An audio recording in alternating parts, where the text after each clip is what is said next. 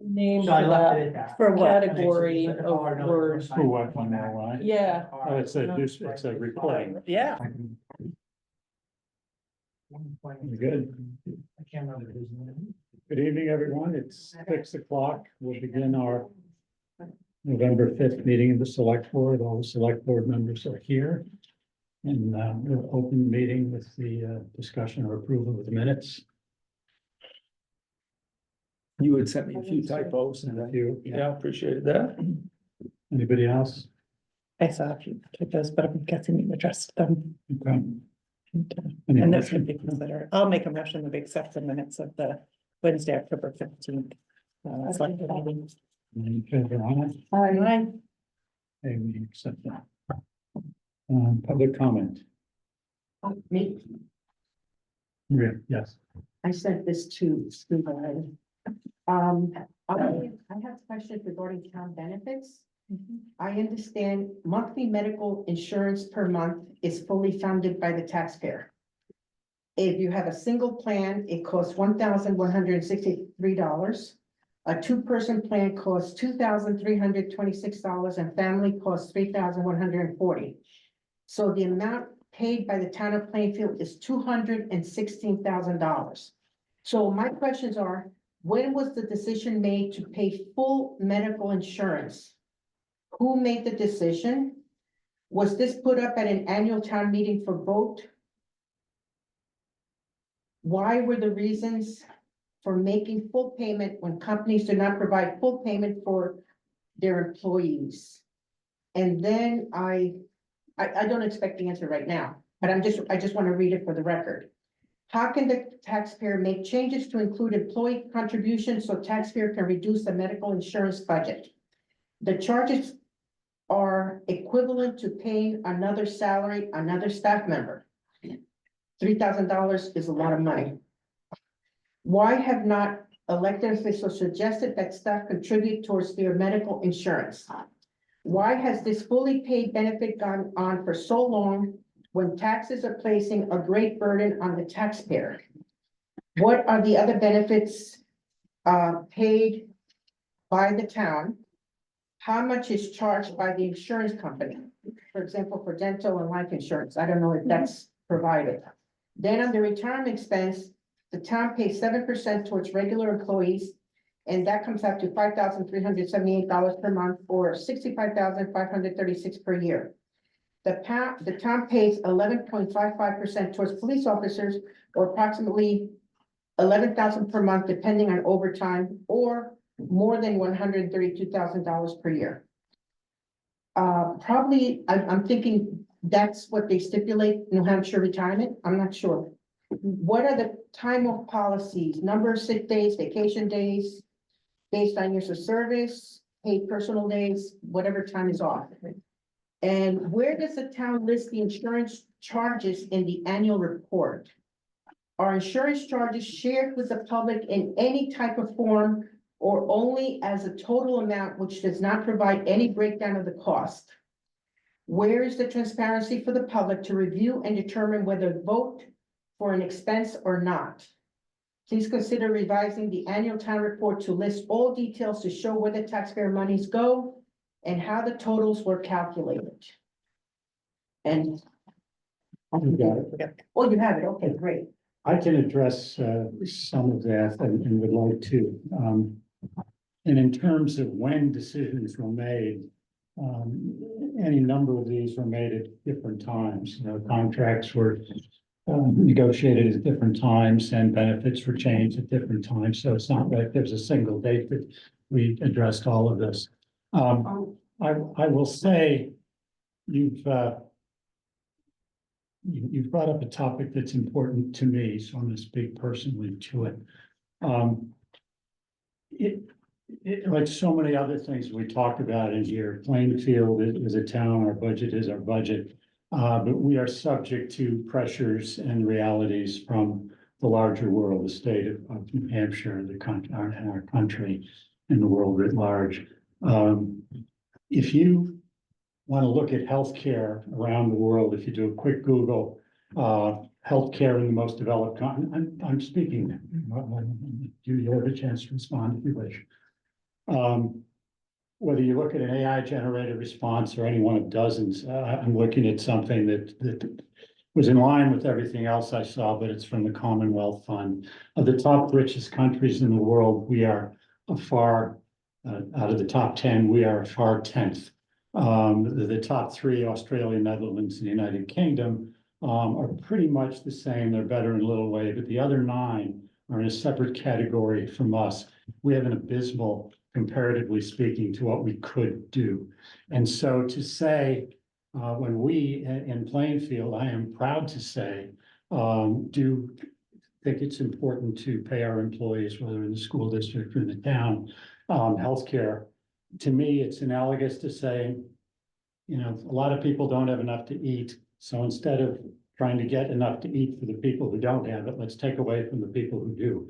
I think that every company and everybody should be, this is my personal opinion, should have healthcare benefits like we provide. So it's, you know, I'm one vote on the select board, and this is not something that came up at town meeting. It's a decision that the select board made at one point, and I assume the school board made at one point. And again, as we've said before, and other issues that you've brought up, not everything that we decide do we put before the town vote. Big financial issues, we often do, but people have recourse either to put something on the ballot themselves, to vote out a particular select board member if they don't like it. And so I stand firmly behind and am proud of the fact that Plainfield pays health insurance for our employees. Okay, you answered part of the question, but I would like to get in writing. And not only that, but, it's everybody in this United States should have, it's like education is not a privilege, it's a right. Healthcare is a right. We are taken advantage of by the insurance company, the way they're established. It's just outrageous how much it costs. I've been to the emergency room and I got a bill. Thank goodness I have insurance. For one emergency room visit was over 100,000, okay? Because I had some x-ray, MRI and stuff like that. If I didn't have insurance, I'd be, you know, but what I'm saying is most companies would not be able to afford to pay fully fund an employee's health insurance or any other benefits. Most employers, and Plainfield is an employer, and we, the taxpayer, are paying this benefit and haven't voted on it. And like, when exactly was the decision made to pay full medical insurance? It's gone on for so long. And it's probably a given that, oh yes, we're gonna give this 100%. But while the taxpayer you're harming the taxpayer and the expenses, every year it goes higher and higher. We pay our employees very well. Teachers get $300 a day just out of college and $600 a day if they have a master's, okay? And you know, like I said, I wish Rich was here because he's so terrific. You know, his transportation people are worth every cent. And the fire department here, they helped one of my neighbors, and we're thankful that we have them, and they put a lot of effort. And of course, what would we do without Stephanie? She's great. And then the police department was there to help my friend. The whole thing is they're getting paid. We should follow right now what other employers do. They do offer insurance to their employees, and then the employees contribute. It is their insurance. So somehow somebody has to have the consideration towards the taxpayer, where you just said, well, you have to think, are you gonna pay for food or you're gonna pay for this? This is what you're making the taxpayer do. You're making the taxpayer decide, oh, I have to pay, you know, my taxes like they're due. I already wrote out the check, and then I have to take out money for food, I can't buy this month, I can't pay this bill this month. This is what a lot of people are experiencing, at this time. And I don't know how many people are on SNAP in Plainfield, but they really have a hard time. The $6 a day for them is a big deal when they have a family to feed. So, and thanks to Stephanie, they won't go hungry because we have this benefit here with, that Stephanie's doing for the town. So basically, I'll wait for the answer and thank you for, I'm in full agreement. If it didn't cost us anything, that would be fine, but our taxes are getting outrageous. Right. You're pushing out the regular person, not the Right. elite. Ron, Yes. can I just add for historical perspective, municipalities typically in the Northeast, I assume around the country, but in the Northeast, it has always been assumed that cash wages are less than private business, but benefits tend to be stronger. Otherwise, we wouldn't attract people. Yeah. And so we have, as far as I know, the town of Plainfield for more than 40 years has paid a significant portion, mostly 100% of healthcare costs for its employees. There was a period of time prior to COVID when we were asking employees to pay 5% of the premium cost, which matched what the school support staff was asked to pay from their contract, and that seemed fair and reasonable. What we have found, and as you guys know, and Maria, I throw it out to you, is that we cannot be competitive in the private market for people like highway employees who have CDL licenses. Without those guys in the private market will make $50 an hour. They make $28 an hour for the town of Plainfield. And so you have to have other benefits, New Hampshire retirement, and your numbers are actually low on retirement. Maria, those are the employee share, not the town share. The town share is larger. But it is the New Hampshire retirement system and the healthcare benefits are what get us the employees that we have. And as we know, we have 2 positions in highway and 1 in police that are going unfilled. So our benefit package is not too rich because we're not filling the positions that we have. Yes, Well, I'm happy that they're actually looking for the best candidate for the police and the best candidate for the transportation. In the facilities manager, you bring this up, in the facilities manager position, it wasn't even posted. we've had that discussion. I know, We've been over but that. this is what I I'm gonna mean. revisit You that. have to get the best qualified person Agreed. for the job. And the door is there, if they wanna go find another job somewhere else. My brother-in-law is a doctor. He could have stayed in New York and got paid 3 times the amount. But he chose here, Dartmouth, to be, to practice here. And he's happy. He's not demanding Dartmouth, pay me 3 times what I, but the whole point is, we live this town within our means. That's what has to happen. Right. We cannot compare ourselves to Hanover, who has a lot more money. I'm a not lot- comparing us to Hanover, I'm Oh. comparing us to the region, and you will find Plainfield's benefits are identical or less. There is no dental, there is no disability insurance. And so we are struggling with the level of benefit that we provide now to get good candidates. But we'll answer Yeah, these no, questions that's- and get them to you in writing. I'm going back. I think, You. Ron runs the meeting. yeah. Okay. All right. Any other public comment? Yes, Hi, I'm Steve Wilkie from, president of Blow Me Down Snow Riders. And I'm sorry to spring this on you, but we're starting to work on our trails. we're hoping for snow, but yeah. Yeah. And we have had a temporary trail over on Columbus Jordan Road that's gone on the Singing Hills property up and back over. Because in 2014, there was a major deluge that took out that section. Singing Hills would like us to get back onto Columbus Jordan. And after 10 years of erosion, it's not the 4-foot drop-offs that it was. So we have a volunteer who wants to get a piece of equipment out there and excavate a short section so that we can get back onto Columbus Jordan which is what we used for many years before the weather event. To excavate on what, on whose land? It's on Columbus Jordan, the class 6 On road, the actual road. and the select board has control of the class 6, and I've got some maps here that show the section. If you come down from where Heaths live on Town Farm Road, the trail comes down the Town Farm Road, the road that, the big chunk of land Chris Foreman now owns.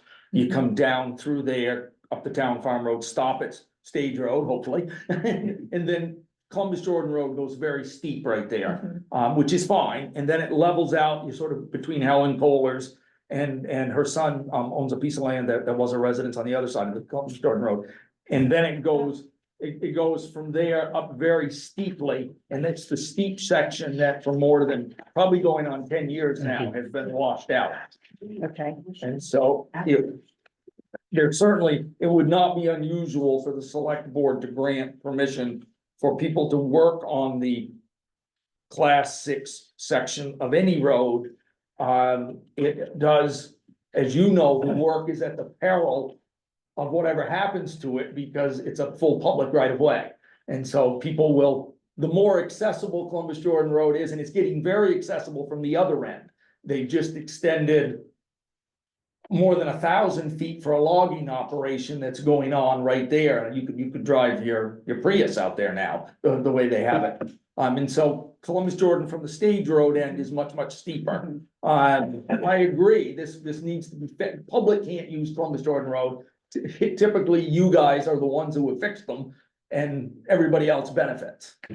And so it's a known problem there. Singing Hills has been very gracious for a number of years to they gate it, they chain it during the summer. I think Morris Mercier does the work, and then once the chain comes off, they can run up the Singing Hills yellow or red trail, which parallels Columbus Jordan Road till you get to the very top of the steep section, and then they go back on the old road.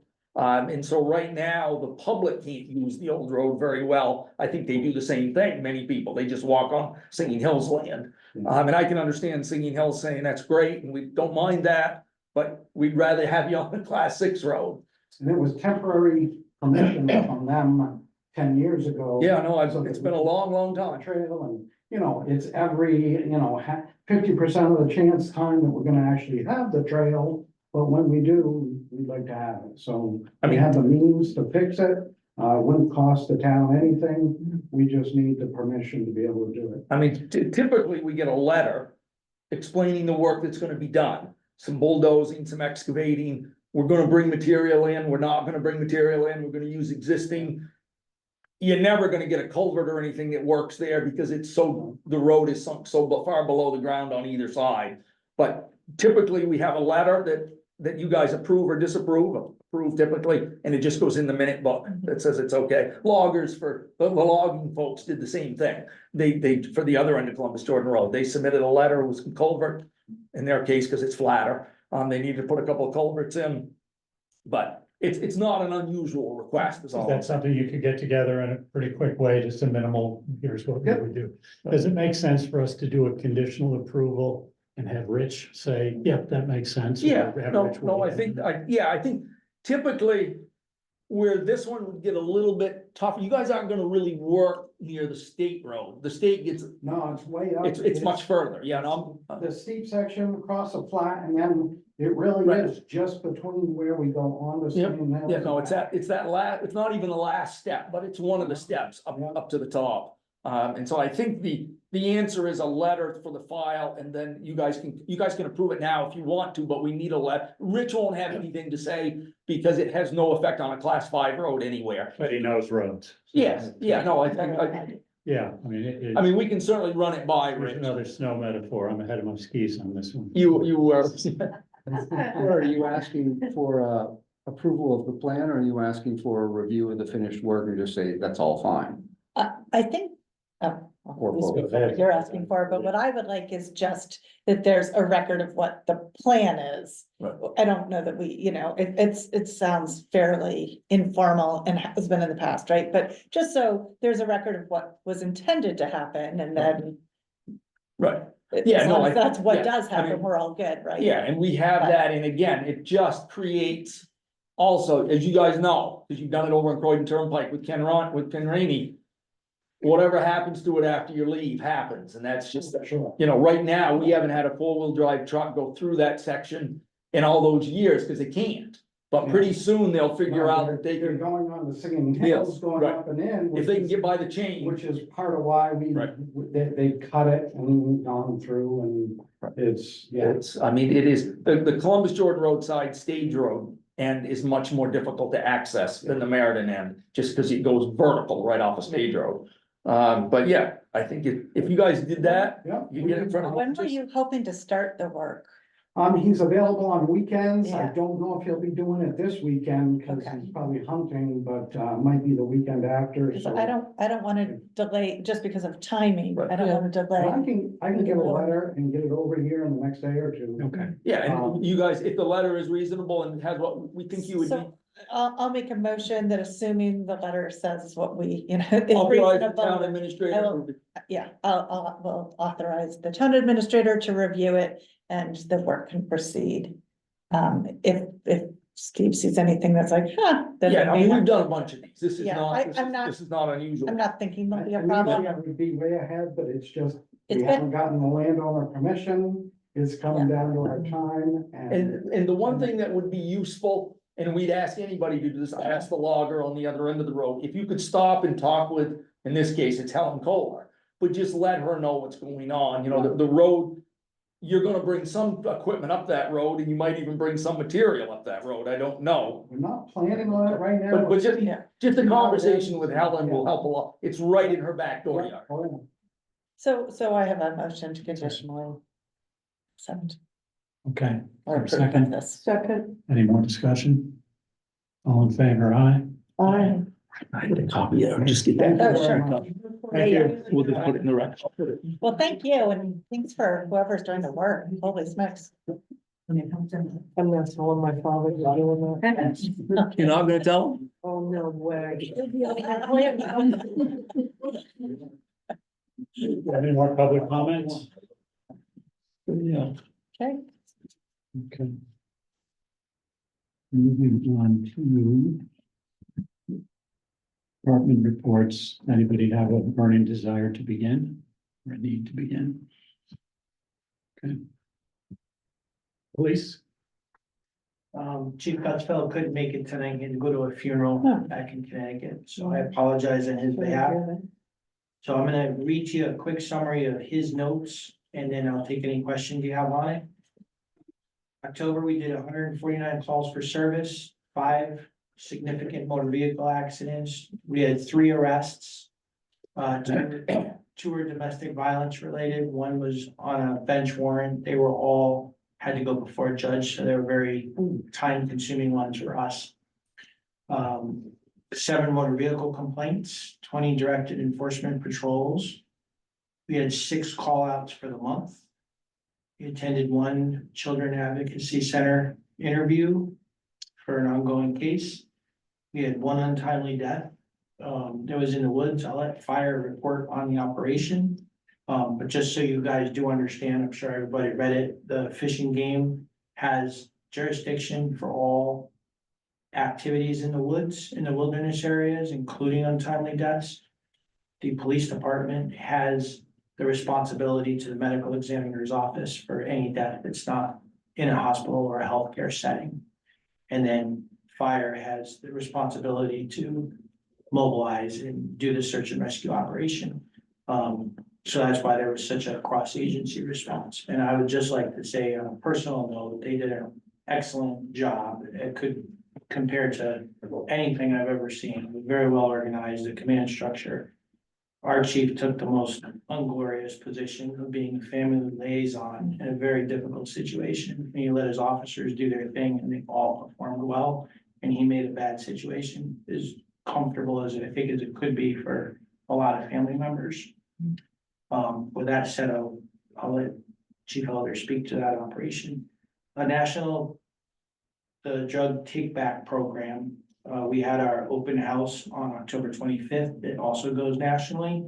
So from April to that day, including that day, we collected another 21.5 pounds of expired and unneeded prescription medications that we turned into the DEA. And then we also participated in trunk or treat down at the school, and we participated in Halloween in both villages. And I think we estimated, we probably saw about 100 kids in both places. We estimate, we judged by, Stephanie gave us some crayons that were Yeah. donated. So I counted by. We had crayons. 100 candy bags on the 12A side and there was 12 left, but I don't know how many the firefighters ate. I think on our side, we had 3 crayons left, so I estimated we have 97 visitors, unless you guys took some crayons. Those are boxes of crayons, by the way, not. Yeah. They were big, 24. And I don't know how many the firefighters ate. Yeah. I'm more concerned about the sugar high graffiti the next morning. Hilarious. But those were all good events, even though the weather didn't cooperate on either one of them. I'm gonna give you a quick summary. He had a section here that we were gonna request some no through truck traffic signs on Daniels Road. And we had some more proposals for you about moving the speed limit signs so they're easier to see from where they are.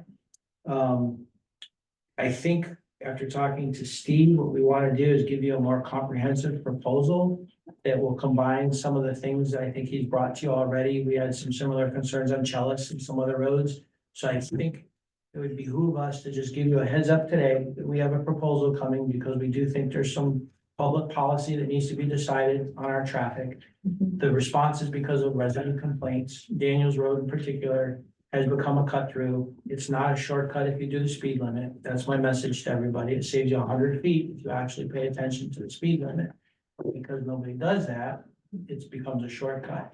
We did have a resident's dog struck and killed, and the person that killed the dog didn't stop, so she had to go out and find it. We had another resident who's lived there for a long time, has walked it since I started here, who had to take cover behind the bridge because he felt that the car was coming so fast, it was gonna lose control and squeeze him there. So we have some good anecdotal stories for you. We're starting to gather some actual data from some of these places. We put the trailer out there, but I think we're gonna come back to you when the timing is right with a better proposal and give you an idea of what we're looking for, the public policy piece that you need to make a decision on, and the actual cost that will run through Steve ahead time and see if it needs to be budgeted or if it's something that can be absorbed. Other than that, we've updated our 2 workstations. We have 3 workstations in the PD. We chose to only update 2 because of our labor shortage. We had to update to stay compliant with Windows 11 because our current software that we're required to use with our dispatch won't be updated with the Windows 10 operating system. That went out in October, so that's what put this impetus on us to have to update. We decided we're not gonna worry about the 3rd workstation until we have a 3rd person who needs to sit there and use it. We met with our body camera company. I think he's explained to you some of the frustrations we've had with that company since the beginning. We're still not real satisfied, but they are going to supply us with their new cameras and under the guise of using us as a testing site. So we're gonna get some freebies with their new technology and see how that goes. We just heard back from them and we're still waiting for a release date on that. The chief also met with our state representative Dry and discussed some of his concerns about the hiring and retention of police officers and some of the frustrations that we're feeling as a small town trying to remain competitive both in salary, benefits, and the bonus system. As I think he's told you, we're not in favor of chasing the bonus system because we don't feel that you get a long-term employee that way. So it puts us at a very big disadvantage. They just hired a guy out of Canaan, just went to Enfield because they have a better pay rate now than all of us, and they gave him a $15,000 bonus for just coming over across the border. And that's where he wanted to express that the police departments are hurting themselves without some help from the state. Hanover's at 20, I believe, or 30 now. Lebanon's at 30. So that's the competition we have. It's a hiring bonus? Yeah. Hiring bonus. If you're a certified officer in New Hampshire, Lebanon would hire me and offer me $30,000 if I stayed for 18 months. They've told me that several times in the last year. But you just said you don't like that bonus system. Yeah. I stay for the other aspects. I'm not in it for the cash at this point. But it's hard for us when we Right. have Yeah, somebody in yeah. their twenties faced with our housing situation. The Upper Valley is not a bargain for somebody starting out to try to buy a house. And all our other combined forces, it doesn't help when police departments are poaching off of each other because they've got the money to do so. So that was their conversation, and Margot was very open to some of the ideas we gave her as to how the state could help us out. That's it. Any questions for police? Questions for all? Thanks, Rob. No, just thank you. Yes, as always. We like you a lot, Rob. Please don't. You keep the crayons coming on. Bruce, I think we'll do fire last and then you can segue into the truck discussion. Okay. Brad? So on the facility side of things, had a bunch of odds and ends crop up at Philip Reed. Looks like maybe, so we knew we were down one parking lot light out there. They were more ornate. They were part of the original package that broke in the spring and put us on a track to replace probably all three. The manufacturer doesn't make that model anymore. It's 20-odd years old, and so we're now looking at alternatives. So that was sort of already on as a back burner, but as soon as daylight savings progressed, it felt like more of an important issue to resolve. But I thought we had two functioning lights out there. Jim was over there the other night and thinking about daylight savings and saying, I don't think this one's coming on. So I went over and I pushed them on. We maybe have one working, but maybe not even that one. It seemed like it started, but the sensor that was, they're not supposed to come on with daylight. And so I think the sensor kicked in and shut it off. Anyway, so that's been an ongoing thing, and it's still, that's sort of my priority for libraries at the moment. We had a power outage, and a power outage has been problematic recently in that it kicks an error in one of the HVAC units, the heat pumps. It did it, I want to say 2-3 weeks ago, and so I had been in touch with ARC. Back when it was still under the warranty period, this problem occurred a number of times. And so we have our foot in the door that it's a known thing that has been reported as far as with Mitsubishi, but then we didn't have any problems with it all summer. And so I was sort of hoping maybe it had gotten over its thing because we had a number of power outages, the same kind of flickering event that they told us had been symptomatic of that error code in the past. So now we're back on, and ARC is supposed to get back to me. They want their tech to look at it one more time before they ask the Mitsubishi for a motherboard replacement. So on the plus side for that particular irritant is that it's in the front section of the old building, and the other heat pumps keep it warm enough. We don't typically get more than 2 or 3 degrees off set point when that system is not functioning, but the others are working harder than they should have. So anyway, I'm on it. It's just frustrating. We also had, when the power went out, staff noticed that emergency lights, some of them did not come on. Oh. So that's a high priority to get. I believe it's probably a battery related thing, but we'll try and get, if it's new batteries or something else going on, but we may have to call in Mike Cobb, may not, but that's a known thing as well. And along with the outside lighting on the back door, apparently the last bulb that is on a photo sensor didn't kick in this last time too. So in this little emergency scenario, they noticed a bunch of stuff and it's now on my front burner. And so we'll get on it and figure it out and take care of it. Meriden Town Hall, if you came in, you noticed maybe that the Trex, the 25-year-old Trex is now bright gray. Marshall did that. And that will be, that's just meant mostly as an experiment to see if we could spruce it up and give us some time, because the replacement Trex, we did the steps themselves, but not the actual platform. Just because of the bike, that Trex stuff is expensive, and it is on our list to replace the main decking, but we thought if we could get one more year that we bumped the steps and the decking into two bites just to ease it on the budget. But he finished that work and he did some touch up on some painting there, and we're basically done on this building for this summer. Plainfield Town Hall, we had an incident with the furnace, and some insulation fell off the inside of the cabinet, fell onto the firebox, created some smell and smoke. We got, Mel Pearson, who has done some service work on that unit over the years. He determined what it was and sort of got us through the event on the weekend and said, you know, keep an eye on it, but this is not necessarily a fire hazard. It's insulation that's on the cabinet that most likely is designed for efficiency enhancement, although it's minor insulation. Long and the short of it is, I've since researched, it's a 28-year-old furnace. The parts are not, the replacement insulation piece is not readily available. And so as of today, we've asked Pierce to see what they would charge to glue back on the piece that came off, even though it's somewhat scorched, and to re-glue the others, which means disassembling this outer cabinet to look at the actual pieces parts and see what they can do. And they're gonna put a number on that to give us a budget to work with, but it will be something that is not a cure. It is a mouse this along while the committee works on some other answers for what are the long-term desires for heating and cooling in the building.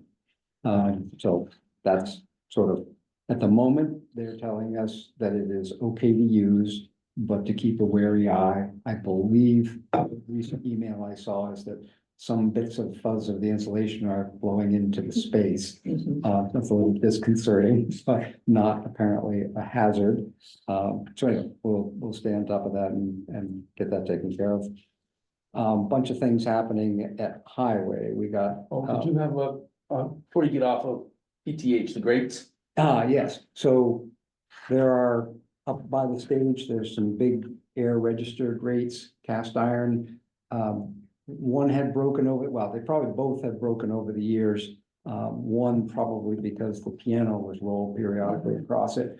We had Trevor Marsh weld it, and the very next use, the kids apparently were more than the welds could take. They jump on it. They, Yeah. well, Apparently apparently, jump down on it. I don't really know what the enticement was, but that's what we were told, is that the kids jumped on it and it broke. So basically envision a flat surface, a bunch of pieces of metal that let air come up, you know, air furnace. And the frame that a band around it cracked. And so the whole thing drops a little It's like bit. a 2 or 3 inch framework around the outside that holds the grate. Right. And the grate itself has a frame, and then there's this band, and it's made up of pieces that are assembled and sit in a notch in the floor so that everything is, in theory, is flush. The piece cracks, pieces drop, some stick up and become a trip hazard, some drop down and become another kind of trip hazard. It isn't so bad that anybody could fall through, but it's not what we want, and the first attempt at a repair did not work. I think now we're gonna just, when the building is closed, we'll have either Trevor or Richie weld up some angle iron, so we'll lose the cast pattern in that outer band, but it will then become a unified piece that can't fall apart. Yeah. And this frame, the old register grate will sit in that. And I think unless somebody wants to do a bunch of research and maybe find a used historical rim, which will have the same challenges of being brittle and cast iron, I think that's our solution for that. So essentially, it's a picture frame around the Yes. grate. A steel frame around a steel box, and we should be able to make a piece that works. And so that's the plan at the moment. And then, let's see what else at Town Hall. There's that handrail that on the right-hand side of the outside steps. There are old holes that we tried to reuse when we reset the railings, just a little bit off. And so they stuck for a while, and then a little bit of use and loosened up. The railing isn't going anywhere, but it's got a little wobble to it that nobody wants to have. So I think I'm gonna epoxy that. The next thing to try is to drill it again. And the only concern with that process is that you're drilling into the side of stone that is already close to the edge. And you could break the piece off of that lovely piece of granite that I think. I'm sure Long Acres had something to do Long with it. Acres had something to do with it. It's a donated piece of stone. And so I'm really hoping the epoxy takes, but it's It at the doesn't get a moment. lot of force. I'm pretty confident if epoxy those bolts in will work. Yeah, no, I've Yeah. used it before, and in most cases it works. And again, we're just trying to avoid any more banging on stone. And so that's on my list to take care of. I actually went into town hoping I would be able to get some stuff tonight and I wasn't able to, so I tried again in the morning. Let's see. The roof RFP, so Nate Bergeron and ARC have given us numbers to reinstall the heat pumps that will give cooling in the break room, but also heating. Heating they have in strip heat form. Obviously, the heat pump is more efficient and less costly. We have these heat pumps from the salvage of the American Library, the old library. We'd like to do it. It's a pretty steep price to put them in, but I think we still do it because long-term, it's consistent with our Ready 100. You can't beat the 300% efficiency of a heat pump. So over the long term, it will be less costly to provide heating, and it also provides cooling, which we don't have in the break room. And on hot days, they need a place where they can cool off. So I think we would still go ahead, and Steve and I will work on both of those guys to see if there's any flexibility in the numbers. But that's a project that is ready to go. The roof RFP, got the final drawings from the engineer. I drafted a cover letter kind of note, and I've got a list of vendors that I'm about to call tomorrow. Steve and I are going to work on an ad to get it noticed, but the goal will be to have put out the RFP and get whatever we can get by December, mid-December probably. We're heading to have a package price for that roof work for next year. Working on a signage project for the highway garage. Currently, it doesn't have its 351 because a guy who replaced the siding a few years back didn't put the little numbers back on it, so he didn't think they were big enough. Anyway, I'll find numbers. I want to talk to Greg Davini or a graphic designer. We got a nice, we spruced up the front of the building. We're trying to take better care of it. It feels like it needs a sign, maybe with the town logo on it, and just something they take pride in and we take pride in. And so Steve has given me a little bit of latitude to chase that. Police department finally got around to getting a threshold that was a pretty complex little piece of wood that needed to be whittled a bunch of different ways to fit, but that's in. Shelving project that I'm working on for them, and unbeknownst to him and Eric, we're gonna have a conversation about phone services, what you need, and make sure, because segue into Hub 66, the fiber group, we're making good progress on negotiating a deal, clarity on what that deal looks like first, and then comparing that to what our level of service needs are. So I'm making the rounds of what we currently doing, is that serving the need, should we be, what are we doing forward thinking? And I think out of that, we were looking for some technical assistance, and Hub 66 gave us some names of people they had worked with in other communities who could help us work on our needs and understand our needs. I realized that the grant that I got for cybersecurity early in the year gives us free technical support for 3 years from a cybersecurity perspective. And I called them and I said, here's what we're facing. We're trying to figure out, we're being offered a deal for fiber for our town facilities.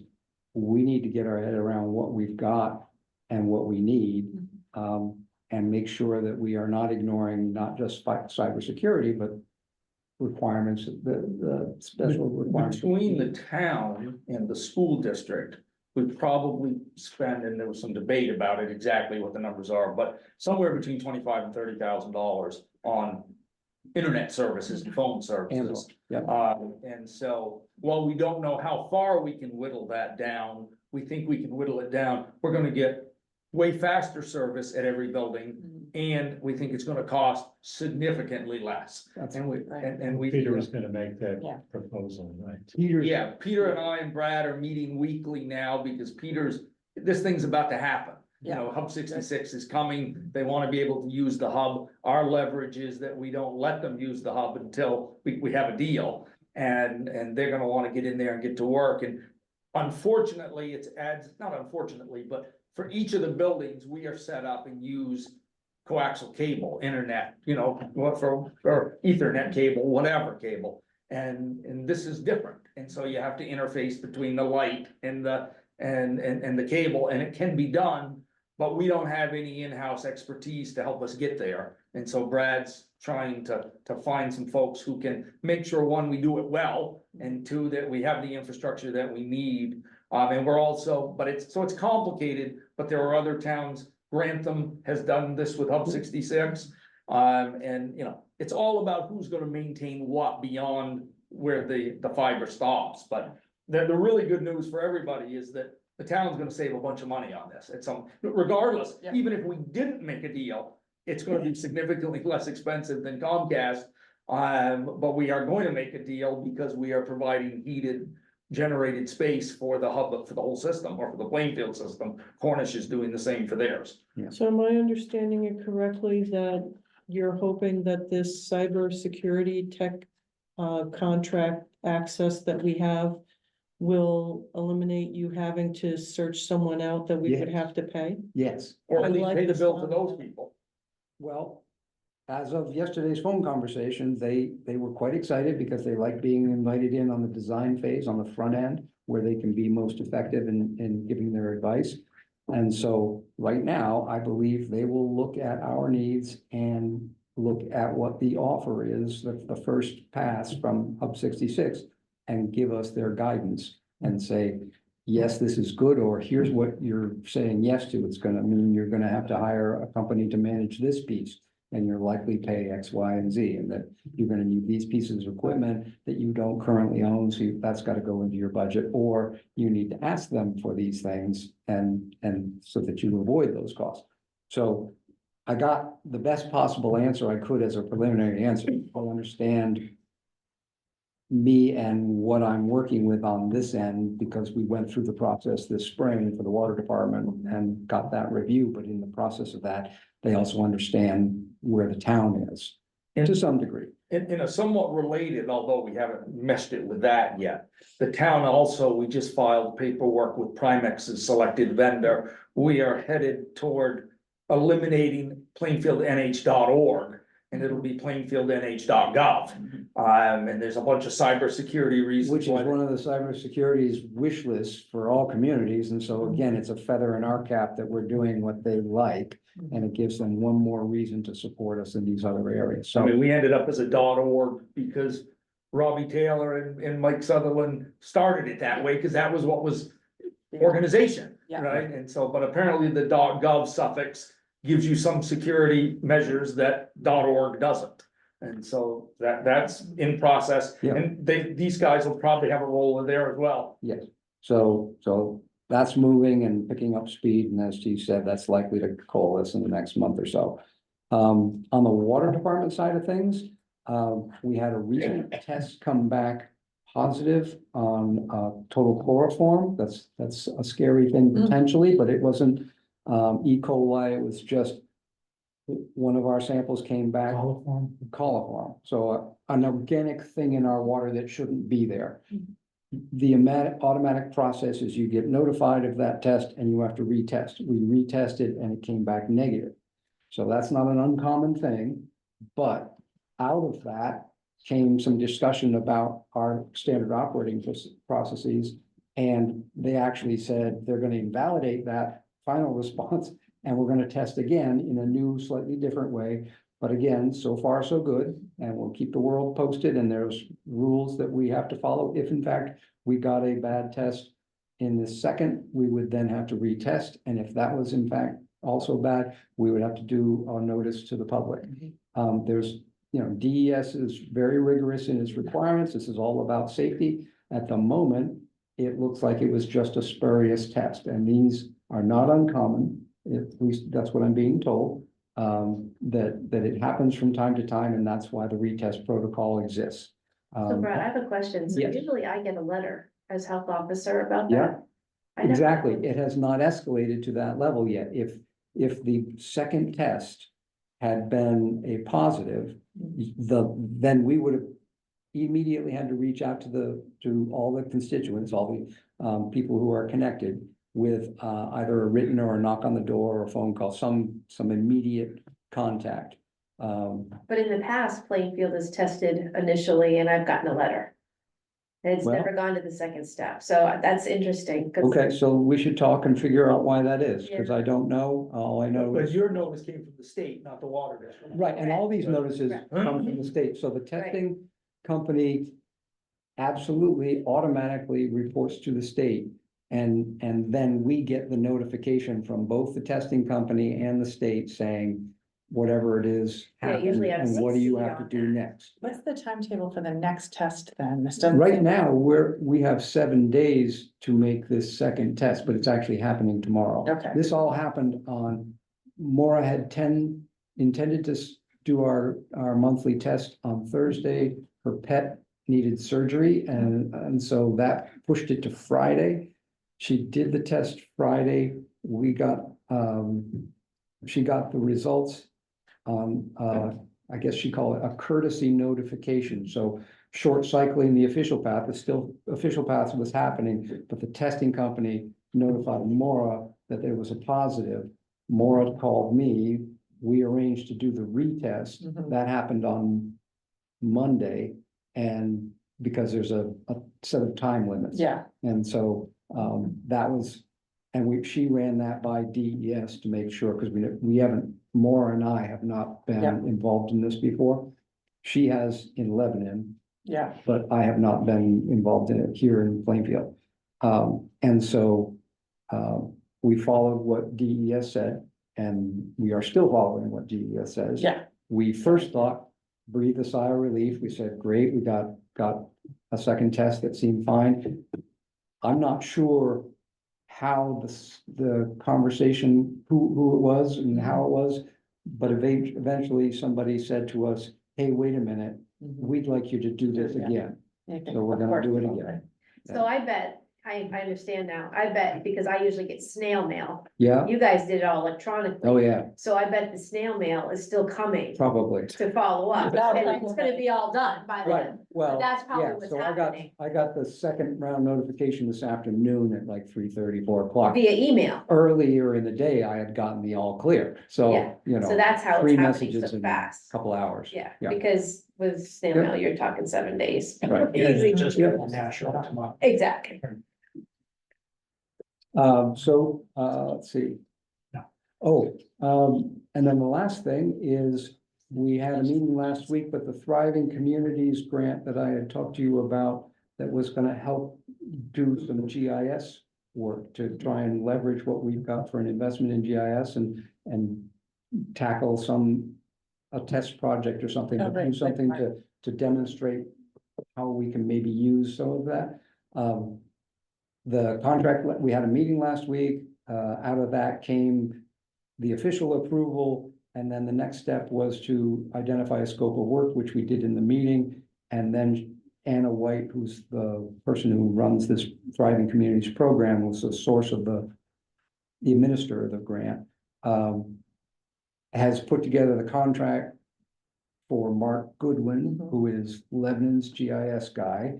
He's the one that we've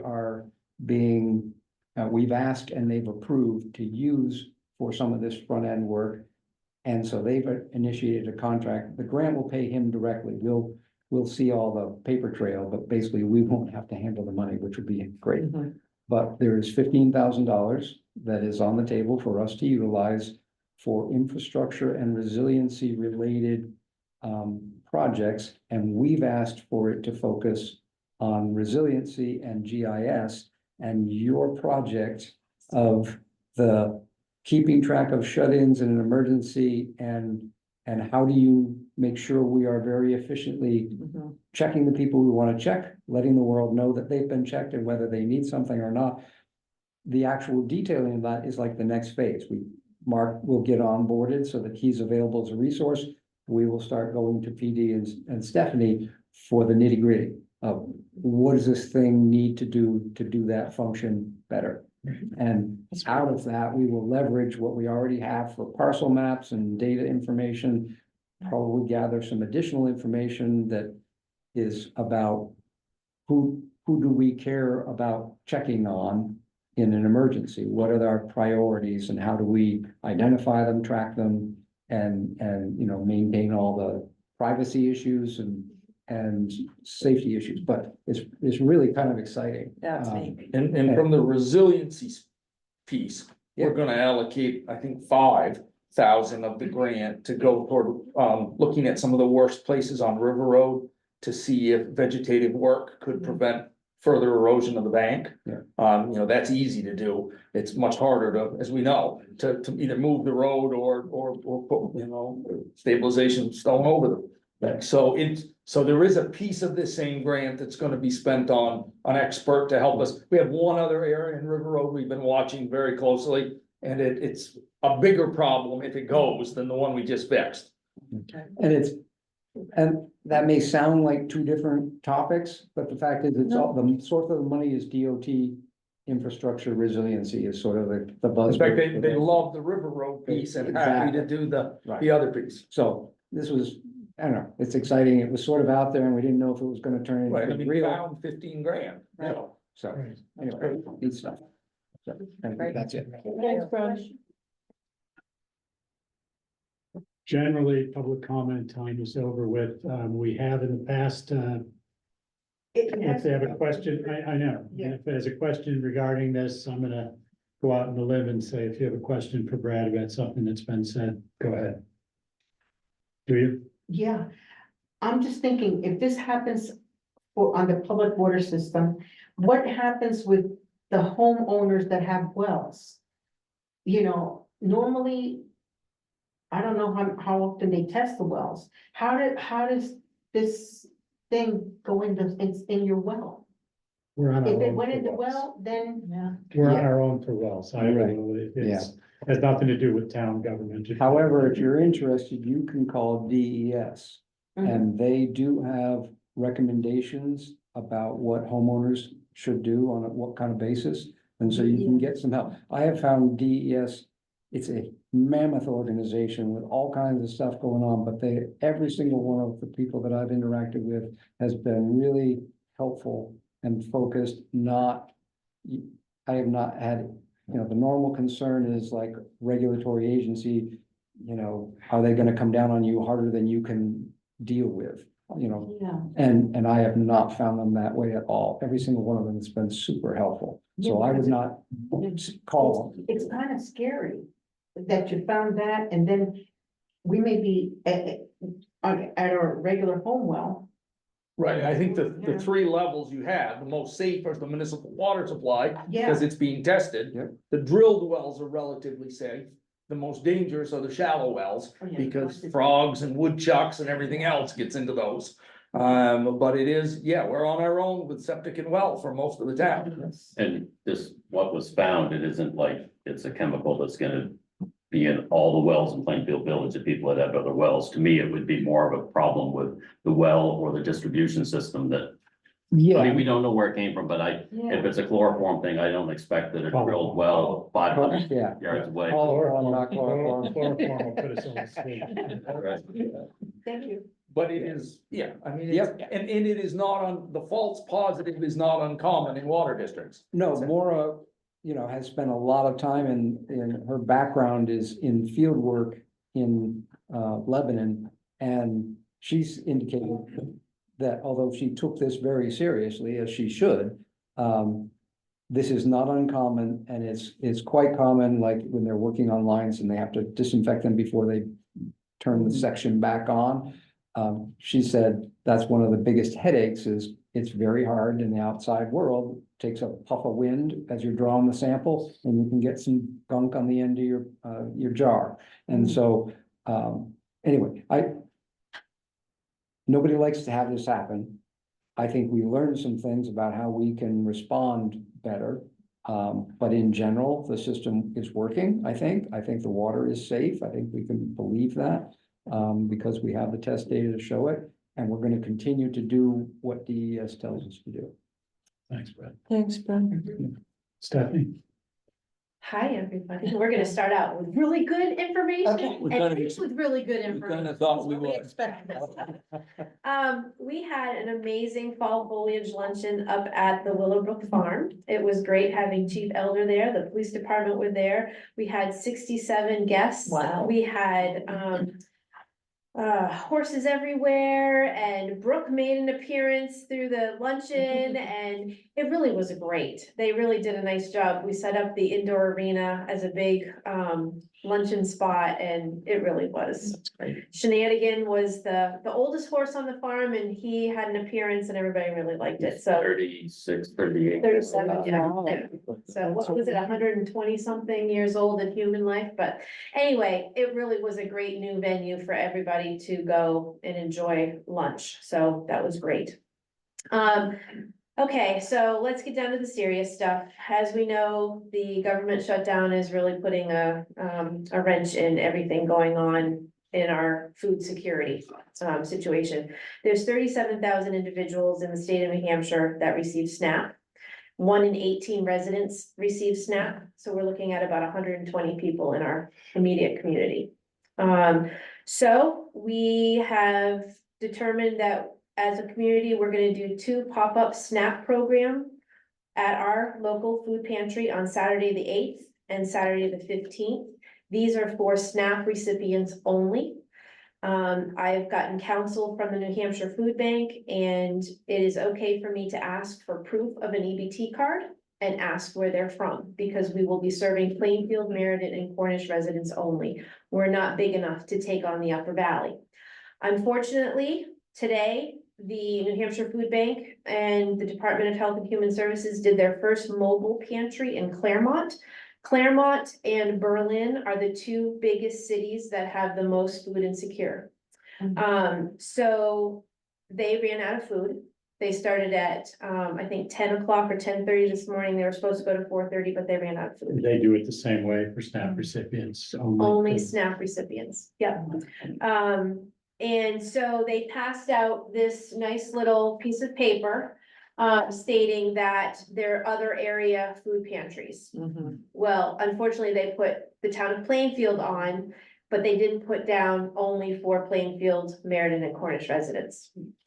So I immediately, I had gotten a phone call from a resident from Claremont who used to live in Plainfield saying, "Thank you, Stephanie, for opening up the pantry again. We love what you give. We're so glad we can come back." And I'm like, can you send me that notice, please? So she took a picture of it and sent it to me. So I immediately called New Hampshire Food Bank, and they said, "We're sorry, we didn't catch that. Can you help out?" And I'm like, "We're too small. If people from Claremont, Unity, wherever come to us, I don't know if we'll have the volume." Right. So we're gonna try our best. I am going to give out this notice to anybody that comes that says they can go to Listen in Lebanon, they're a drop, and they can go to the Claremont Food Bank, they're a drop for our area. They can't get turned away. They just have to show their EBT card. What a hard thing for you though, because you're the one who's gonna have to turn somebody I know. away and Yeah, hopefully just frustrate them to move on to something else, but that's. we're gonna that's try not fun. for the first Saturday, we're gonna try our best to serve everybody that comes. Mhm, I can't guarantee what they're gonna get in their care package, but I'm gonna try. right. The community has been amazing with outpouring support, whether it's monetary. I had 40 loaves of bread on my porch. I had 55 boxes of cereal, And a big I fan. granola bars, people calling, "Can I bake cookies?" I mean, Yeah. it's just been incredible. Cornish has reached out. I'm in touch with Maria, their general assistance person. We are rallying. The school nurses, Laura and Beth, are on it. They've gotten notices out to families that are on the free and reduced lunch programs, just to get the word out that we're here. We know it's challenging. We have got your back. Those that can't drive to the food pantry, I am going to make home visits and deliver, just like we did with COVID. The thing about this, it is scary when you get that call or that text from DHS saying, "We're sorry, you're not gonna get your SNAP benefits." But at least they know we have food. It's not like COVID where we didn't know what the heck was coming. Is the sky gonna fall? We have food, we have the resources, we will provide. So that's where we're at right now, is that our community, we can provide for Plainfield, Meriden, and Cornish residents. Stephanie, for a resident who wanted to help, what's the best way? Is it best way to give a monetary donation? So this is Or- one of or- the challenges that I need to talk to Steve about, because we're getting to the end of the year. Yeah.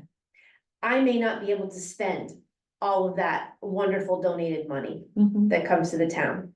So we need to get a little creative. So there's been a couple people that I feel comfortable that I know can go out and buy me 55 boxes of cereal. Right. Because they have the means. Right. But somebody might not be able to drive to the store, pick up the 55 boxes for me, that kind of thing. Mhm. That's just an example. So I'm thinking right now, people have asked, yes, send a check to the town of Plainfield, in the Sure. memo, put food pantry. Going forward, I may now say, please send gift cards to a Yes, local I- grocery store, because they won't expire. Right, And I'm not gonna run up against December 31st and maybe not have spent the cash that was sent in. Particular stores that are easier for you to. It doesn't matter, any of them are great. BJ's, I can get a lot more, Yes, you can. but any is very helpful, because I can watch the flyers. Price Chopper is now doing their anniversary sale where you can go and get a pork tenderloin and get 2 free. So there's a good way to get protein. So it depends on the flyers, but the good thing is that the, gift cards don't expire. So that's what I'm gonna start telling now. Porch is nice, but that might not be what you need at that moment, right? They already talked to me about it, so But I said, assume yes, that, please. yeah. For anyone who reads our. Right. And is there a good reason not to use the shell fund? But to have the donations made to the shell fund, which doesn't expire? Cornish residents don't want that. Because if they say food pantry, they know it's going to food. Right. If it goes to the Shell Community Trust Fund, it could be going for somebody's heating, it could be, I can't. Right, but it could be tell food. Food is one of those things. if it comes in earmarked that way. Yeah. Steve, could you, in the notes, when you do the town notes? Yeah. s- Talk about the grocery store gift card. Sure. Yeah, no, that would be good, because it is true. If you make a donation into the operating budget, it expires December 31st. That's just the way the law works. That'd be good. We'll make the point to be. Okay, it's, If yeah, you want, and when you make it count. I think that would be great. Helping out, but at least. And I mean, Security. during COVID, we literally had cars out on 12A. We also have bone builders on Saturday morning. Yeah. So it could be, I would love that, yeah, Yeah. and you can help pass out stuff too. There you go. Thank you. My brain was going that way, but I tend towards paranoia. Yeah, no, I mean, I think it would be great. We're gonna be open just for an hour. I picked Saturdays because most people don't work on those days, and the kids aren't in school, they can do whatever. I have volunteers that are gonna be down in the food pantry, making care packages that if we run out, they can run them up for us with the elevator. We'll have people outside passing out, but it would be great to help with, Thanks, Ron. the patrol on the roads. The elementary school is doing a Thanksgiving, giving tree right now, and there's lots of packages underneath. In town, right now, we have a request for 12 Thanksgiving baskets to go out through the elementary school. We'll also be doing Thanksgiving care packages through our food pantry, which is the 3rd Friday and 3rd Saturday. I want to give a big shout out to McNamara Dairy and Riverview Farm.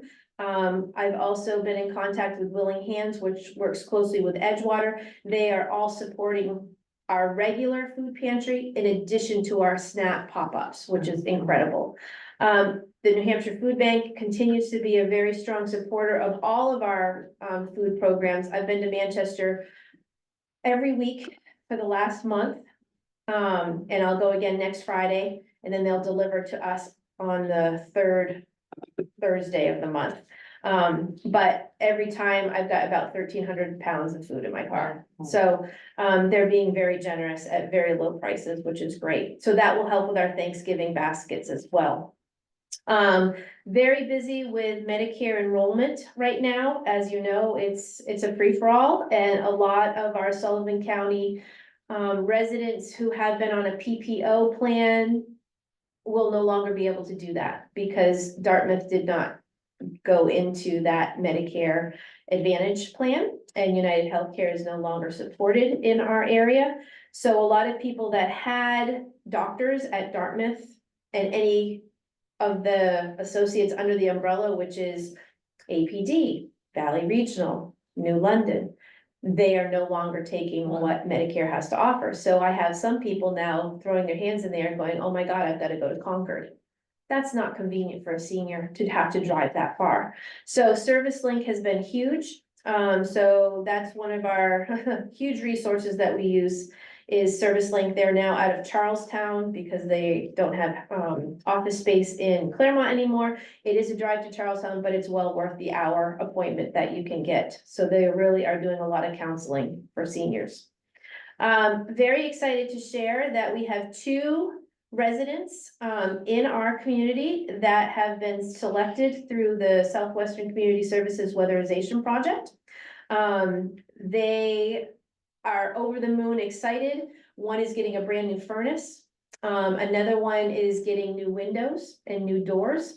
So it's huge. And, you know, one of the individuals that was chosen has been applying and saying yes for 10 years Wow. to get this weatherization, and now it's coming true. And this family will be getting over $27,000 to $30,000 worth of amazing upgrades and safety. Yeah. You know, so it's huge. So that's really great. Love Southwestern Community Services. And to end, we were awarded the Lebanon Rotary Scholarship for $950. I wrote a scholarship to them asking for help for students, families that aren't able to pay for their hot lunch program. They missed the cutoff by $20. And so, you know, $20 versus $900, because each lunch is $3.80, and after a while that adds up. So I wrote a grant, and thanks to John Yakavone for bringing it to the Rotary Scholarship Committee. They granted us the $950 to help with the hot lunch program, Black Hawks Breakfast Club, and the PBS snack program. That's awesome. So go Plainfield. Thanks. Thank you. Well, I just had a couple before, I know you wanna get to Elk to. Anything on my way? Yes, Rich is, and I asked Rich if this would be okay, and he said it would be.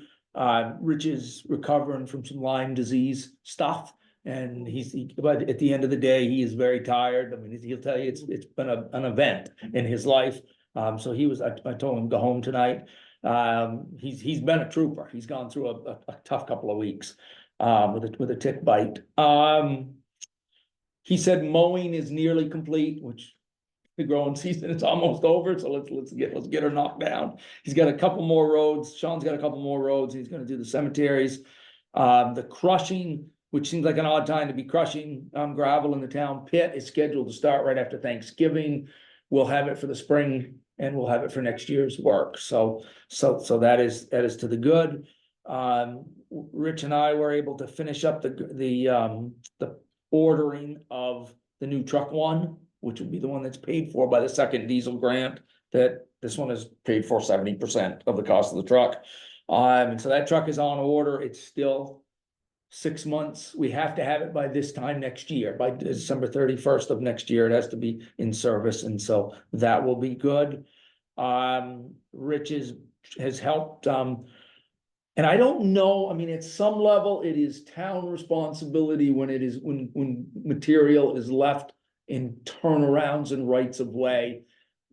Every landowner who has junk put on their property, some of that just goes with being a landowner. You know, you happen to own land and somebody chose to dump on it. It's not the town of Plainfield's problem, but Rich picked up some material that I think had that situation, and Rob, you can correct me, but I think the Loomis Road residents essentially collected it and moved it down to the turnaround at the end of the road. I'm not positive of that. But Rich got it. I mean, what we found is as the rates have gotten higher at the Lebanon landfill, if the landfill is closed, people start looking for the first road that isn't Lebanon landfill, that's near Old County Road, River. Push more on the end of Old County Road Right. the other day that I'm sure they found out they had to pay to get rid of it Right. with the gas motor, and they just left it on the dirt. So they brought it down, and you know, it's a fair amount, I mean, it is time for highway to go get it, take it to the dump, Oh, yeah. taxpayers of Plainfield pay for it, cause the dump isn't free. And so, but Rich has been doing that work.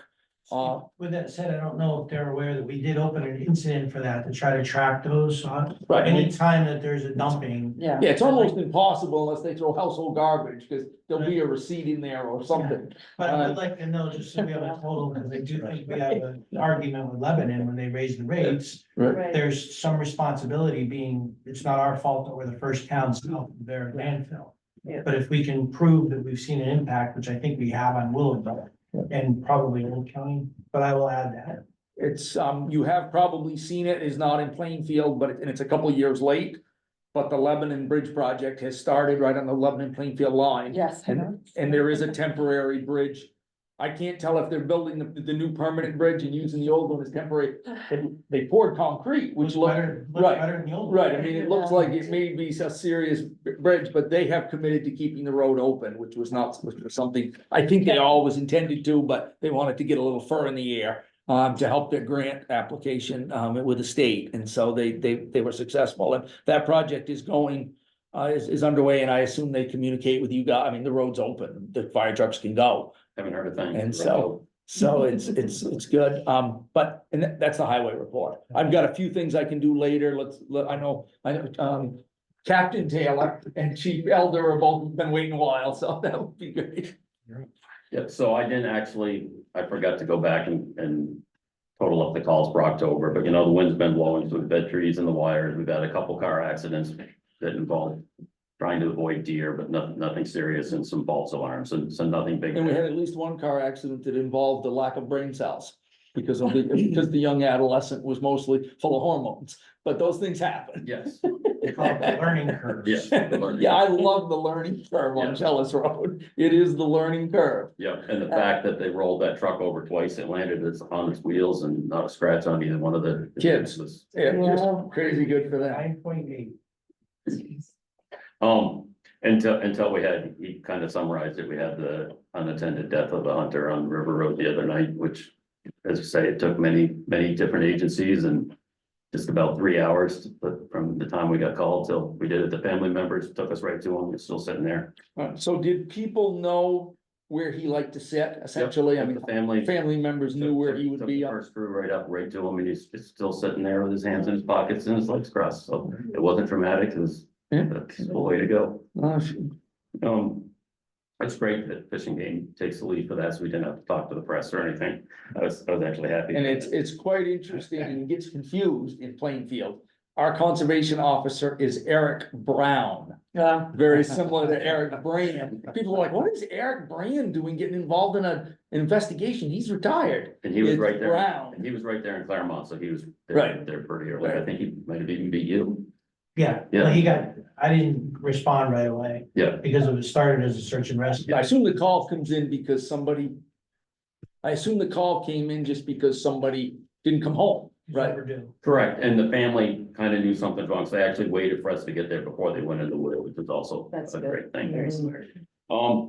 Other things that have happened with the fire department was, things that's kind of fall in your lap. So Heartland had some auto extrication tools that they no longer needed because they bought the $50,000 battery powered ones. They gave those to Reading. Reading mismatched them together, and at the Claremont Fire Safety Parade, the Reading chief came up to me and said, hey, you don't have any auto extrication tools. I have some for you.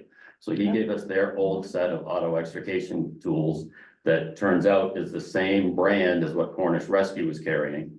So we're doing some more training with that because we haven't trained with Cornish Rescue for a while, and so then we will have, they're actually interchangeable, so our parks and hoses will all be the same as Cornish Rescue, so that kind of fell in our lap. And then just this week, message made it through the loop or whatever, so tomorrow, Lieutenant Rob and I are going over to Heartland to pick up more hoses, because right now we have 25-foot hoses, and they still have a couple reels with 100-foot hoses on them, so we're getting the hoses back from the original source from Heartland, given to us tomorrow night, so that is good.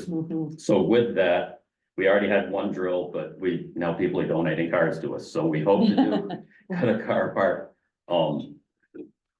A week and a half at the station, and then we've been invited to another extrication drill with Windsor and Cornish, so that will happen at our station before snow flies, hopefully.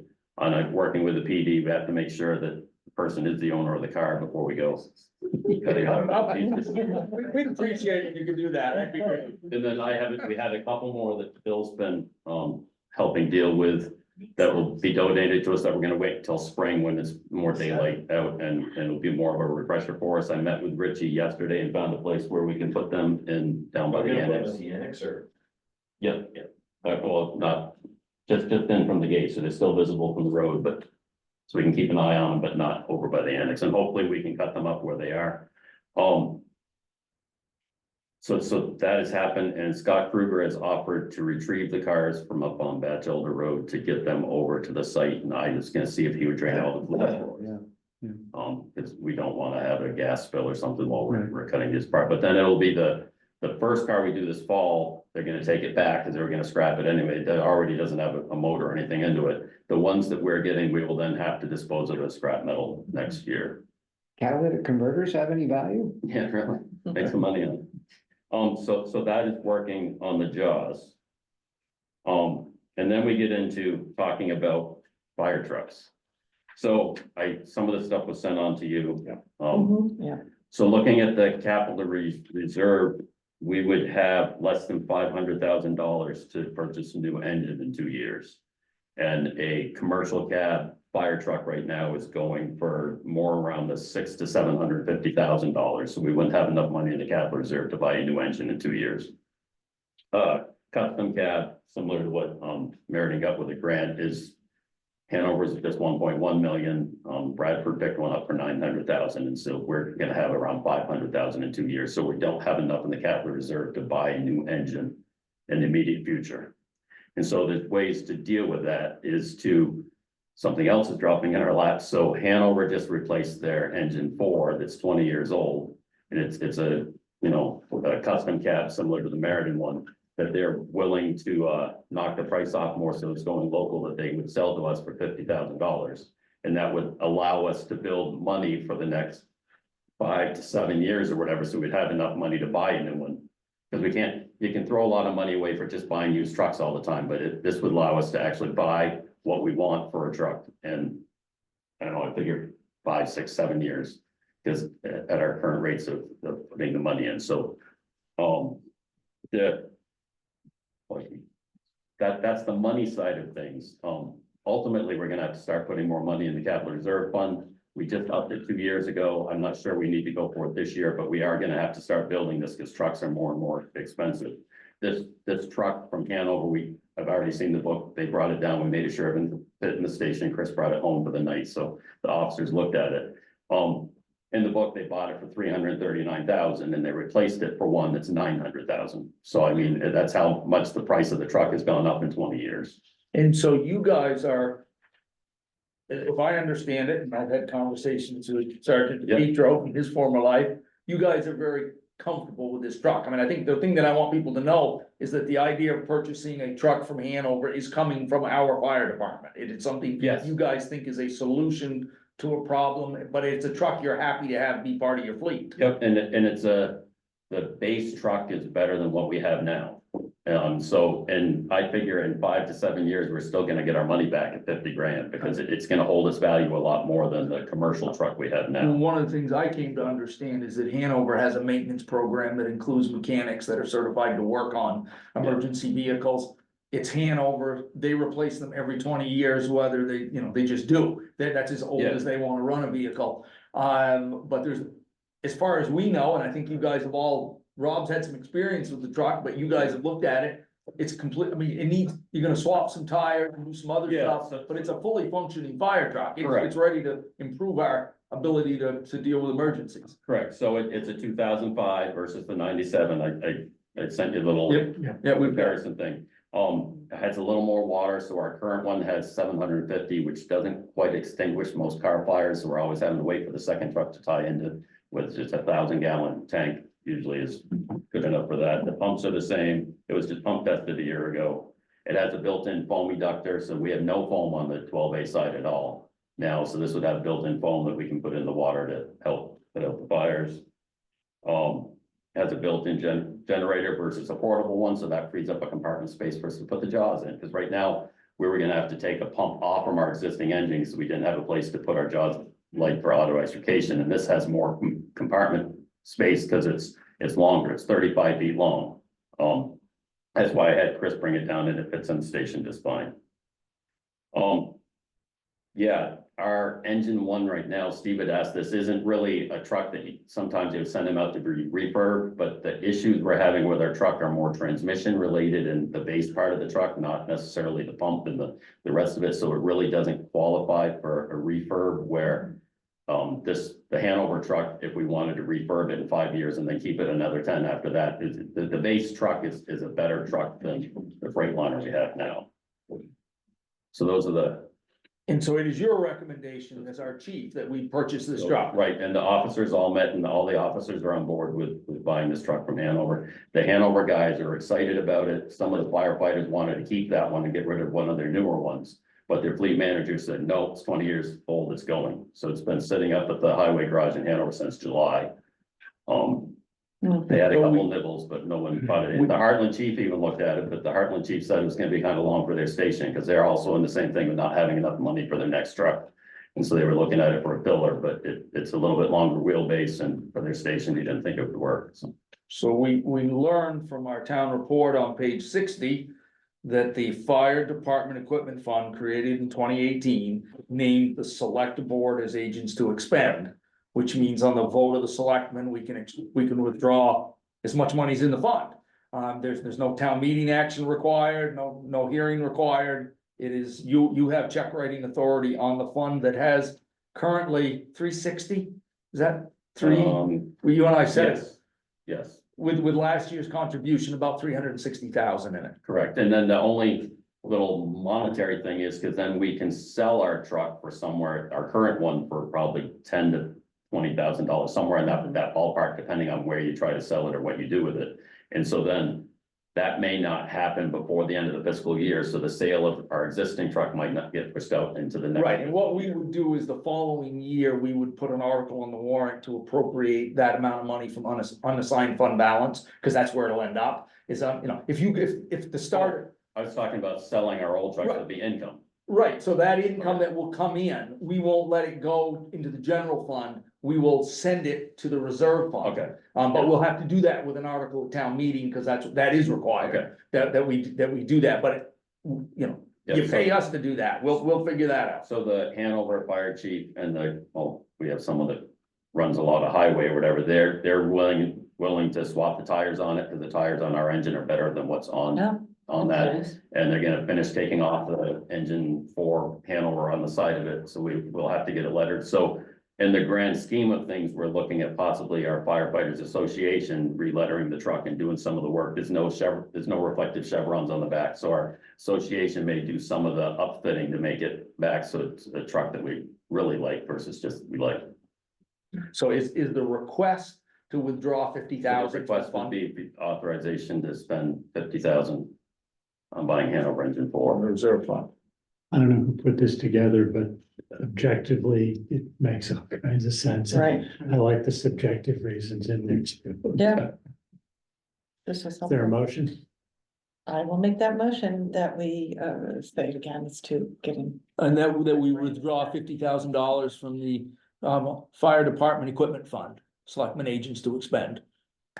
that's my motion. And it's a good one. Second, I second that, let's buy a truck. not just a truck. Yes. Any discussion?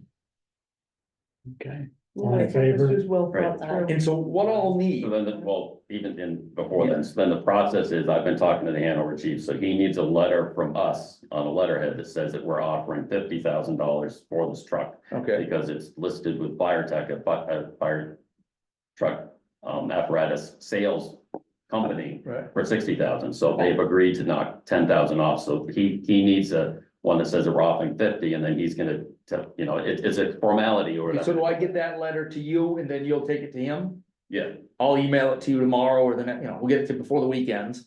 And so it's to the Hanover Fire Chief.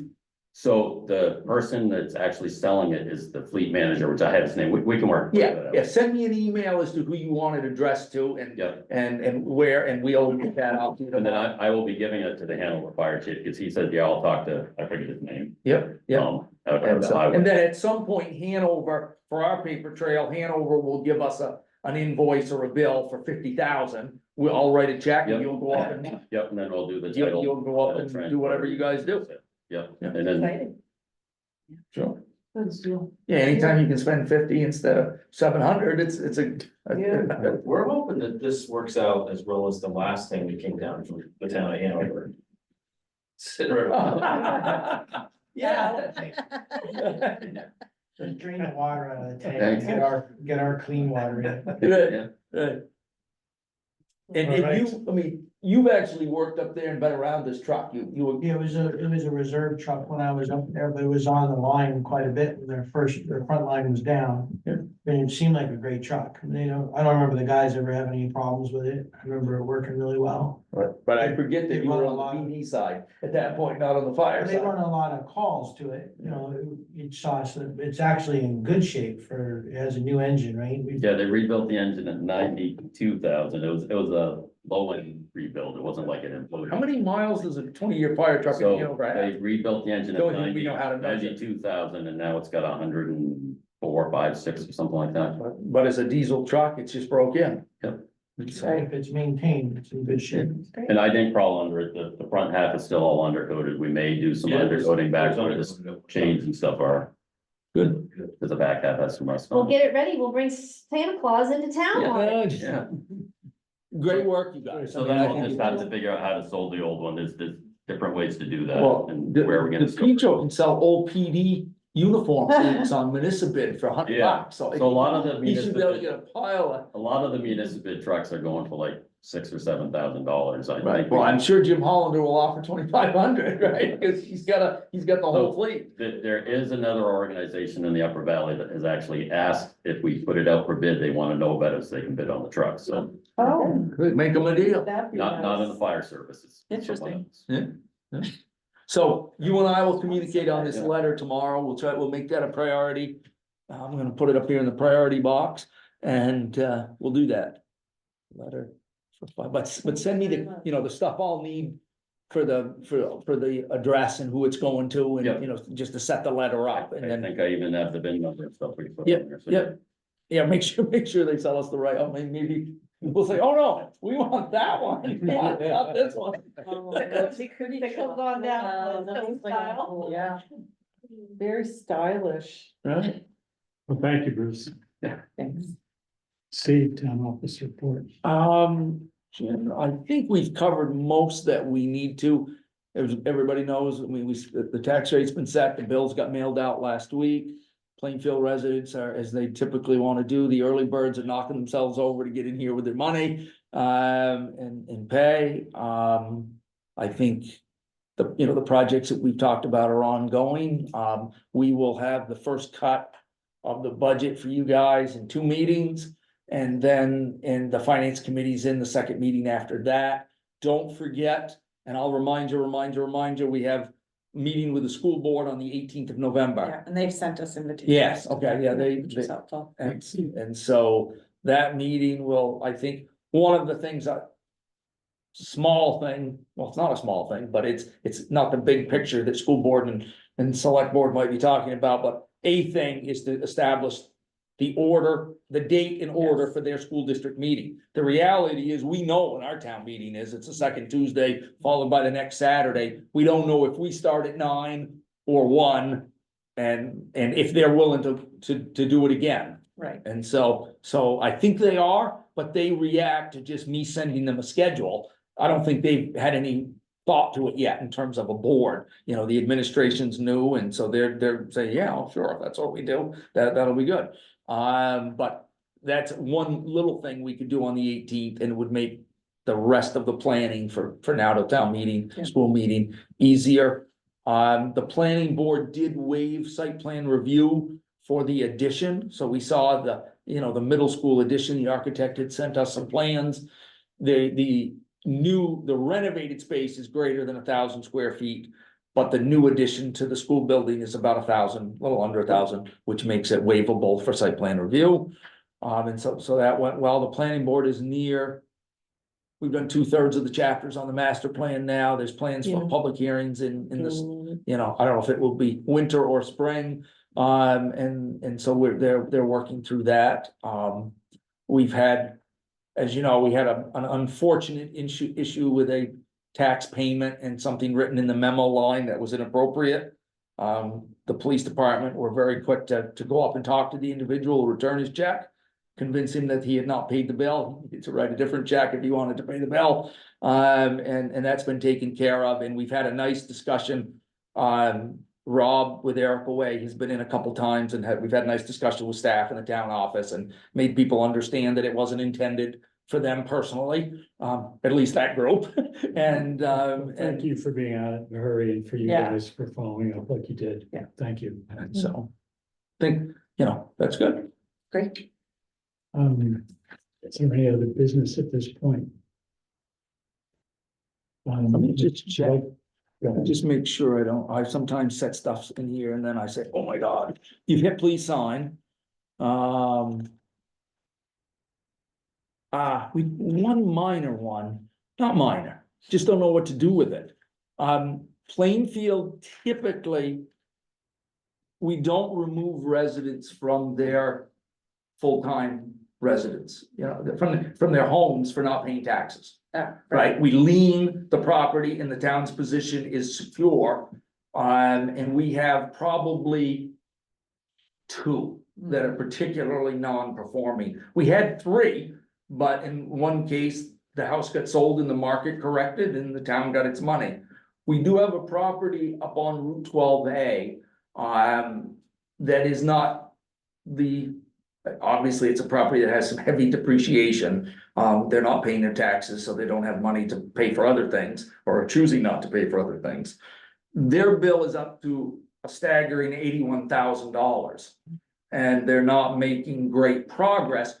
Is the property worth 81? The property's worth many times 81. It would sell. But the collector, Michelle, felt that it was important to at least alert the selectmen. I'll have a conversation with Barry. I mean, you would be within your rights to deed the property to the town at any time and sell it. And get the towns. The law is much different now. We no longer get all of the proceeds. We get all of our fees plus our $81,000 owed in taxes. Stephanie then picks up a homeless family because we took them out of their house. And so that's not the route that we would like to go, of course. But at 81, we might want to consider a letter to them drafted by Barry that makes it clear that at some level, at some number, we do have to take action to protect our position, right? And so I don't know if it's 100,000, I don't know if it's 110. But there is, right now, we are first in line. So no one else gets money from the proceeds of the sale but the town of Plainfield, but they owe us $81,000. What is the yearly amount that is due on that? Well, that was an agreement the selectmen made typically on these three, and you hadn't been through this, at least. These three, the selectmen the collector can only do what the collector can do. That's exactly what the state law says, but the selectmen have more latitude. And so we had entered into agreements with all three of them that they not get in any deeper, that they stay current. This place probably spends full year is $5,400 for this property. It has a lot of current use land, and so it is. But that means that the But they taxes have not been paid for. Yeah, they've made an arrangement to come in and pay 300 a month, and And then have they. they done that? No, and then they made it, then they came in for 50 a couple of months. $50 doesn't cover the interest charge. But there's a. Right, and Effort. so it's just Michelle saying, Steve, you should alert the selectmen that this property is getting, I don't know that we've had one in our time that would have exceeded 100, and so it's getting close to some sort of action needing to happen. And again, not advocating that we remove them from their house. They've already subdivided a piece of land, and that piece of land came to the town. We did take that because they never paid taxes on it, and that's different than your primary home. It's not particularly subdividable lot, not a lot of road frontage, just some side hill, essentially, but it's a problem at 81, and again, we're protected. But you probably don't want it to get much over 100, 120. I mean, that would begin to feel like it's the edge. So We've never reached the point where we say we don't like to or don't want to displace the property owner from their home. no, I mean, the old system was that we did two things, which we've never done since I think the 1970s or 80s. The one thing we used to do is the town used to do, you can see it in the books and the reports, is the town would print all the names of people who hadn't paid taxes, just as a public shaming. These are the people that didn't pay their taxes. And then the other thing, which was much more common, and used by lots of people over the years to acquire land, is the town, you can offer tax sales. And if I pay your taxes for 3 years, I own your property, you don't own it anymore. And we still to this day will get calls for companies that wanna know what's coming up for tax sale. But in the case of Plainfield, the town buys the taxes from Michelle. It's a financial transaction that occurs, it's just a, you know, it's an accounting anomaly. But we essentially, we the town own these taxes, Michelle clears her books. And then the liens go in for the amounts of what we owe, or what these people owe. So you have a family or a landowner who we must assume is in financial difficulty themselves. Yeah, no, yeah, I mean, my own personal Question. opinion doesn't always make good decisions, Right, and- but yes. And the question is then how much of a burden do we put on other taxpayers who are also, as we are all aware, some of whom are having financial difficulty. Right, I mean, often, it would not be uncommon, many people in town, not many, but Plainfield is extraordinary in its tax collection. But there are some in town who might be a year, 2 years behind. That becomes a pretty big weight, because the interest rate is high. You're paying 12% to the town of Plainfield, used to be 18, but it's been reduced to 12. And so just making $100 payments doesn't pay the interest that you owe us. This one is extraordinary, and there's one other that's probably 50,000 now, that used to be 30. And so if you went to Newport, Claremont, any of those places, and you said you had 2 properties that were really non-performing, they'd laugh you out of the place, right? They'd say that, you know, we have 200 that are like that. And so it's not a, you know, we have a reservation in our fund balance for uncollectible taxes. In theory, none of them are uncollectible, but the auditors always want you to be on the conservative side, and so we have some reservation. Our expectation would be, if somebody were to buy this property, that, you know, from the proceeds of the sale, we get it all 81,000. We don't, you know, we're not in a position to negotiate that. It's what's due the town. But, you know, it could be another 5-10 years before that happens, right? But there's an interest rate that accrues, so. At 12%, yes. Okay. What are you looking for? No, just to do what Michelle asked me to do. And I'll have a conversation with Barry. I mean, it is not. Again, I don't think any of us want to take anybody out of their property. I think we need to make them aware of the severity of the issue, that it's just, you know, this is not a debt that goes away. It doesn't get Yeah. forgiven. The other thing too is, like we've talked before, is having them have some skin in the game. $50 a month, sure, it's not gonna go far, but it's showing their due diligence. Yeah. Right, That, and again, Reminder every month. that- right, yeah. multiple years exactly, I'm ago, trying, right, they said they could do 300 I and know. haven't done it. I mean, right, right. 300 would have helped. I mean, and in fact, you know, the town has dangled the carrot, because we understand these are people that are down on their luck. Or the town has dangled the carrot to others. I can remember Stage Road property, where if you could get caught up, we'll forgive half the interest. You know, I mean, the interest is found new money, it's not money. And so, you know, there are things we could do. We're not seeing a lot of effort on this one right now. We're just not seeing any effort at all, right? So, Can I just ask you what happens if it's not sold in 5 to 7 years? What if it's willed? well, I think if it were, I mean, until it's sold, I think at some point, if the current owner I don't know for sure, but my guess is the town would move to foreclose on it if the current owner tried to just will it to Because then we somebody. wouldn't be asking Right. them to leave their home. Right, I mean, that's right, there's a time that, I mean, you know, yeah, I think that, but it's an issue. I mean, the other one, the one on Brook Road that was so non-conforming, it got sold. And when it got sold, they made money and we made money. I Which mean, makes sense. we got it. That was a hard one. Yeah. Yeah, well, And I you took play, a lot of, you played a role in that, but they actually, the appreciation in the real estate they market, did make. they made money. but- This one I see willed to the son that lives there, so he would be in his own home. That's the problem. Oh, Yeah, well, I think some notice that, What do we think that this letter looks like that you're, well, I will talk to Barry and bring you a draft right. at some point in the future. But I think yes, we need to get ahead of that. Yeah. It needs The to end family with, tree is it gonna be an needs issue. to end with the current owner. And the reality is the town can, you know, all the notices have been served. The collector can hand the town of Plainfield the deed tomorrow for this property. But we've said, hold off, don't do that yet, as we do with the other ones. So anyways, it's a big number and you guys should at least be aware of it. Okay. Thank you, I guess. Yeah, sorry. I never can be as positive as Stephanie. Great news. We're making I've 12%. got extra crayons for you, Steve. We're making 12%. Yeah, he does. Stay in the All line. right, at this point, I entertain a motion to go into non-public session for the purpose of discussing the personnel issue. I will make that motion. And we'll, at the end of And I it, will, Yep. assuming we're gonna do this with people leaving, when we get out of non-public session, we will be adjourning immediately and conducting no new business. Yes. All right, for a motion? Yes. Yes. I've And got we're that. still, did you make? They the motion? subdivided it. What did they do with the money? Go ahead. they never sold it. I No, they move that kept we it. go into non-public It's- session. We took it. Initiate public session, we will adjourn. Well, we took, we had a I tax will on second that. that. Right, this needs to be a roll call, It would- vote, so.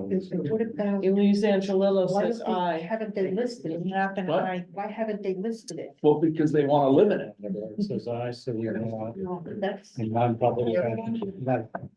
We're in non-public session, Steve, you missed it. Oh, did I? Yeah, and when we did a roll call vote, you can check the recording. Did I don't know what I did there. I didn't know. Yeah, make sure this And Will. goes on.